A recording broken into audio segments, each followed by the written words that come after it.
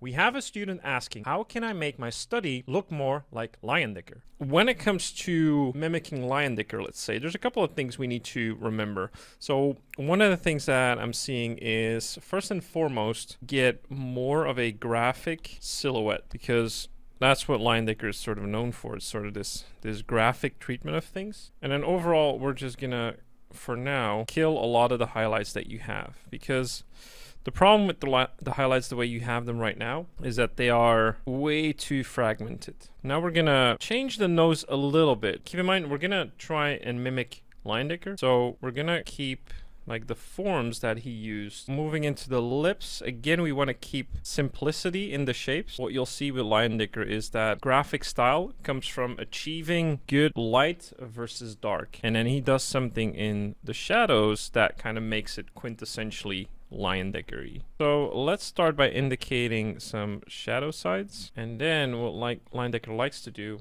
is sort of use a different light source to increase some graphic readability. I'm gonna lighten this a little bit, so I'm gonna add in some very, very subtle skin tones. That's what I really like about Leyendecker as well. He worked with very bright colors. And then we might want to add like a really nice punchy shadow shape, just ever so subtle here.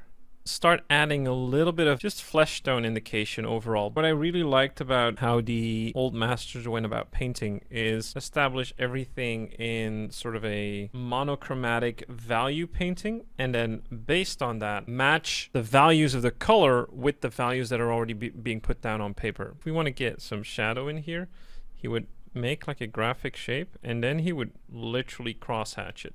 Actually the same he would do with the shadow shape. So I'm quickly going to do that, getting some of that graphic readability overall, so that you still want the form to read, right? This is important. And then overall, we can add a little bit of saturation around those highlights, sort of that half toning that happens when light hits a certain object, especially something like hair that has a little bit of translucency. All right, if we look at the before and after, you can see that, of course, I started painting this, but in order to get that Leyendecker look and really achieve something similar to what you see in Leyendecker, you just got to really study how he handles light versus dark and shape manipulation. Well, painting with shapes and forms and really interesting 3D shapes, and also suggest three-dimensionality with those graphic shapes. Have fun and see you in the next one.